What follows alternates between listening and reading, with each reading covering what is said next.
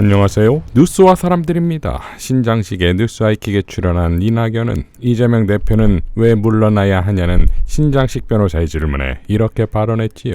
선거라는 것은 각 정당이 최상의 상태를 국민 앞에 보여드리면서 표를 주십시오 해야 되거든요. 그런데 아시는 것처럼 불행하게도 일주일에 이틀 또는 사흘 재판장에 가야 되는 형편이시고요. 이런 상태로 선거를 치러서 좋은 결과를 기대할 수 있을까 하는 충정이지요. 예전에 김대중 대통령도 이선 후퇴 여러 번 했습니다. 지금처럼 사법 문제가 없어도 그랬어요. 그런 점에서 민주당이 선거를 잘 치르기 위해서라도 조금 그런 양보가 있었으면 좋았을 텐데 하는 아쉬움을 갖고 있습니다. 자, 그러니까 주구장창 주장해오던 이재명의 사법 리스크 때문에 선거를 제대로 치를 수 없다는 주장이지요. 추미애 장관은 이렇게 밝혔습니다. 민주당 방향 감각 상실하지 마십시오. 이재명의 사법 리스크는 허구날조입니다. 적어도 이재명 대표를 사법 리스크 운운하며 흔들지는 마십시오. 애초 당내 경선 과정에서 근거 없이 지방 언론을 이용해 그를 대장동 사법 리스크에 던져놓았지 않습니까? 그리고 이를 받은 정치검찰이 리스크에서 빠져나오지 못하도록 올가매였고 드디어 검찰 정권의 하수인 한동훈이 야권을 분열시키기 위해 국회 체포영장 소동을 벌인 것도 다 드러났지 않습니까? 윤석열의 징계 취소 소송을 말도 안 되는 절차 문제를 걸어 패소하도록 사법쇼로 잘 마무리했다고 여기는 한동훈이 이제 권력심장부의 사법 리스크를 막아낼 구원투수로 다시 기용됐습니다. 이재명의 사법 리스크는 태산명동 서일필일 뿐입니다. 그러나 권력심장부 김건희 사법 리스크는 역대급 터네이도인 것입니다. 몰카가 슬쩍 한번 지나갔을 뿐인데도 상상도 못해본 부패가 감지됐습니다. 주가 조작 실태도 알려진 것보다 훨씬 심각합니다. 태산을 흔들 것입니다. 민주당은 똘똘 뭉쳐 저들의 진짜 사법 리스크에 총력 집중하십시오 라고 포효했습니다. 이에 대해 김민석 의원도 이렇게 밝혔지요. 추미애 전 대표가 제기한 방향 감각의 문제의식 공감합니다. 민주당의 중진, 원로, 586, 초재선을 막론하고 견지해야 할 진짜 방향 감각. 그것은 검찰 독재와의 매서운 싸움, 그리고 그 싸움을 명확히 수행할 당내 혁신입니다. 검찰 독재 세력의 세대교체론, 박정희, 전두환과 어영 언론이 이미 쓴 수법입니다. 정신 차려야 합니다. 지금은 핵심을 놓치고 상투적인 처방을 내릴 때가 아닙니다. 검찰 독재와 싸울 거냐 말 거냐, 사이비 신당론에 선을 그을 거냐 말 거냐, 선명한 혁신이냐 침묵의 기득권이냐.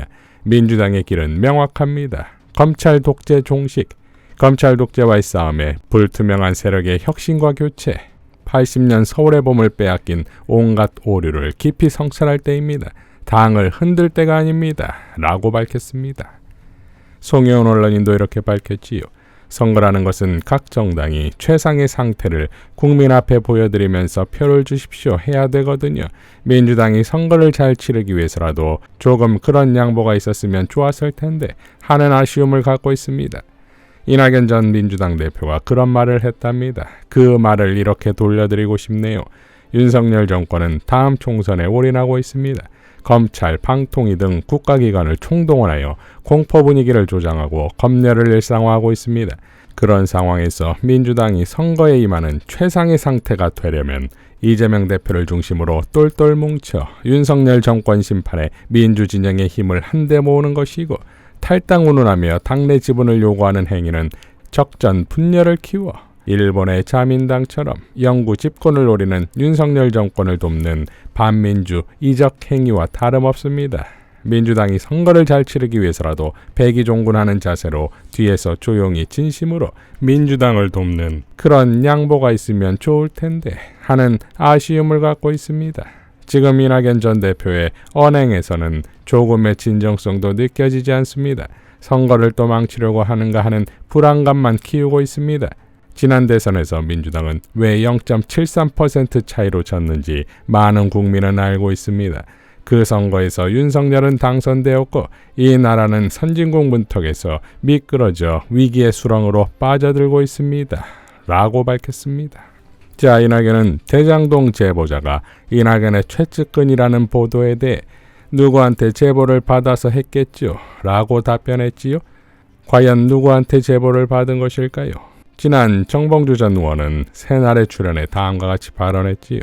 대장동을요. 제가 대장동을 쭉 추적을 해봤잖아요. 이 많은 정보가 도대체 어디서 나왔지? 근데 경선 때요.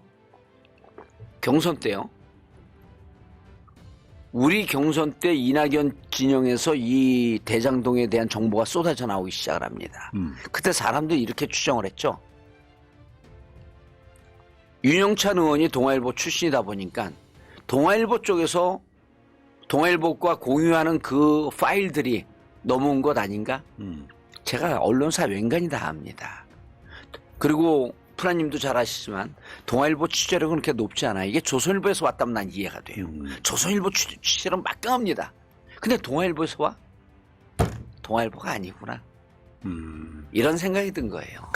이건 정보 사이드하고 정보 사이드가 동아일보라고 하는 외피를 포장하고 들어오지 않고서는 저렇게 많은 대장동 정보가 나갈 수가 없다. 그러면 추정입니다만 대선 때 만약에 준 정보가 대장동에 관련된 모든 정보가 이 파일이 정보 사이드가 이 윤석열과 우리 정보 사이드가 인발부돼서 그쪽에서 넘어온 정보라고 한다면 그럼 윤석열은 코 깬 거죠. 윤석열에게 코가 깬 거예요. 그 이낙연 후보는 거기에 그 프레임에 갇혀버린 거 덫에 걸린 거죠. 참. 이 보수 정권은요 언론과 정보 사이드와 재벌 경제력 재벌과 이렇게 묶어갖고 이 대한민국을 말고 닳도록 보수 정권으로 가져가려고 하면 엄청난 음모를 꾸미고 있습니다. 예. 여기에 정신 바짝 차리고 대응을 해야 돼요. 지금 당내에서 이렇게 싸워야 될 때입니까? 그럼 그들이 처음에 놨던 프레임은 잘못 놨다는 거예요. 그건 기획이고 공작이고 어거지란 얘기 결론이 검찰에서 기각되면서 나왔던 겁니다. 자, 결국 이낙연은 윤석열 정권 탄생을 도운 것도 모자라 이제는 정권 유지를 위한 행보를 하는 꼴이 되고 있지요. 그러니 이낙연 신당 창당에 국힘 지지자들의 지지가 모이는 것이고 그러니 국힘과 합사하기 위한 중간 과정이 아니냐는 말까지 나오고 있으니 이제 민주당에서 이낙연의 이름이 지워질 때가 오고 있다 이겁니다. 그러니 통합이니 화합이니 하는 말은 코미디지요. 한동훈이 비대위원장으로 정해짐에 따라 이순신 장군의 비유가 나왔습니다. 홍대선 작가는 이렇게 밝혔습니다. 한동훈이 이순신이란다. 조롱의 웃음 맞다. 한동훈 개인의 능력을 폄하하는 건 아니다.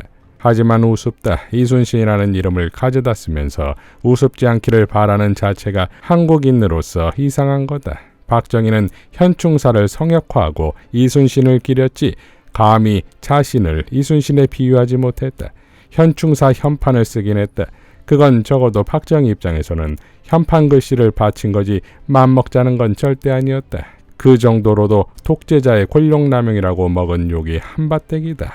김대중은 이순신 정신으로 나라를 개척하자고 호소한 적은 있어도 감히 자신과 이순신을 비교하는 실수를 하진 않았다. 가톨릭 사제가 베드로의 이름을 함부로 쓰지 않듯 한국 정치인에게 민족의 성웅이라고 하는 분의 이름을 입맛대로 가져다 쓸 염치가 언제 있었나. 이건 기본적인 TPO라고. 명량해전을 예로 들었던데 명량해전의 적은 왜군이었다. 그럼 민주당은 왜군이고 민주당 지지자는 일본인이란 말인가. 무관 이순신의 문관 파트너인 유성룡은 분당 중 동인계열 그 중에서도 남인의 수장이었다. 그러므로 이순신도 남인이다. 이순신도 관료인 이상 붕당에 속하지 않는 건 불가능했다. 이 사실이 이순신의 가치를 훼손하지는 않는다. 현재 절대다수의 정치인이 기성정당 소속인 것과 똑같을 뿐이다. 하지만 이순신이 남인을 위해 싸웠던가? 그는 조선 자체를 위해 목숨을 바쳤다. 국제전이 아니라 국내 선거를 하면서 이순신이라니. 이재명이 서인의 수장이 아니고 고니시 유키나가인가? 한동훈이 기획했거나 적어도 자신이 동의하지 않았으면 이순신 드립이 절대로 없었을 거다. 그 순수한 나르시시즘에 내가 다 민망하다. 한동훈은 자신이 진짜 조선제일검이라고 생각하는 듯하다. 기껏해야 풍년이 계속되는 평시에 이조 전량이나 근부도사를 했으면서 그게 하찮다는 게 아니다. 하지만 이순신이니 제일검이니 입에 올리면 하찮아지는 거다. 행정권력으로 왕의 정적을 잡아다 인두로 허벅지 지지는 게 어딜 봐서 조선제일검인가. 조선 제1다림이지 한동훈의 언행에는 자기가 나서기만 하면 된다는 확신이 보인다. 지가 뭔데 세상에 이렇게 브레이크 없이 스스로를 사랑하는 사람이 있다니 신기반기하다 라고 일갈했습니다. 자, 결국 한동훈의 선택은 어떤 고도의 정치 계획이 아니라 발등에 떨어진 김건희 구하기 아니겠습니까?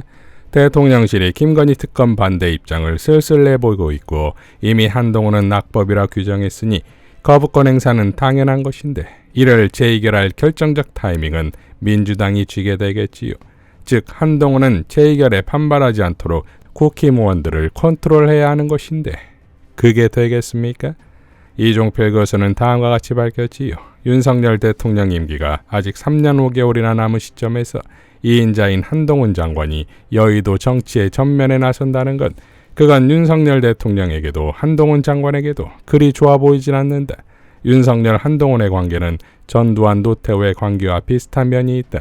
쿠데타의 주역과 그 1등 공신이라는 게 그렇고 2인자가 차기 대통령을 물려받아야 대통령 퇴임 이후를 보장받을 수 있다는 점도 그렇다. 그런데 한동훈의 전면 등장은 너무 빠르다. 한동훈 장관은 좋든 싫든 지금 현재 여권의 가장 유력한 대선 후보다. 한동훈 장관이 지금까지 주변 관리를 잘해오고 차근차근 국정 운영 전반에 관한 내공을 쌓아왔다면 지금 정치 전면에 나서는 것도 나쁘지 않겠지만 실상은 그렇지 않다. 한동훈 장관은 사실 그 자질이나 역량을 제대로 검증받지 않았다. 장관 등판만으로도 자녀 문제와 처가 문제가 불거졌다. 아이폰 비번 문제라든지 청부 고발, 검언 유착, 청담동 술자리 등 풀리지 않은 의혹도 아직 많다. 윤석열은 베일에 쌓여 있다가 아주 늦게 대선에 출마해 제대로 검증할 여유도 없이 대통령이 되었다. 노태우도 장관 등 요직을 거쳤지만 민정당 총재로 6.29 선언 발표하고 정치 전면에 나선 게 87년이다. 물론 한동훈 장관이 자신의 한 몸을 불살라 차기 대선보다 일단 지금 총선에서 국힘당을 장악해 윤석열 친위부대로 바꾸고 그 힘으로 총선 승리를 이끄는 게 더 중요하다고 생각했을 수도 있는데, 또는 그 여세로 단숨에 이재명보다 앞서는 대권 후보로 올라서겠다고 계산했을 수도 있는데 대통령 지지율이 30%대이고 여전히 개전에 정이 보이지 않는 상황에서 정권 심판론에 매서운 바람을 여의도 정치 신인이 어떻게 버텨낼지 난 의문이다. 언론에서 나 뜨겁게 칭송하는 것 마냥 그가 그리 총명하거나 유능해 보이지도 않고 라고 일갈했습니다. 자, 강서구 김태우 출마에 도무지 이해 못할 비책이 숨겨져 있는지 고민했던 게 무색하기에 폭망했지요. 부산 엑스포 역시 저렇게도 싸돌아다니며 자신만만해하는 모습에 분명 대단한 비책이 있는 것 아닌가 고민했던 게 무색하게 폭망했습니다. 한동훈 카드는 고민 없이 폭망입니다. 이상 뉴스와 사람들이었습니다. 시청해 주셔서 감사드립니다.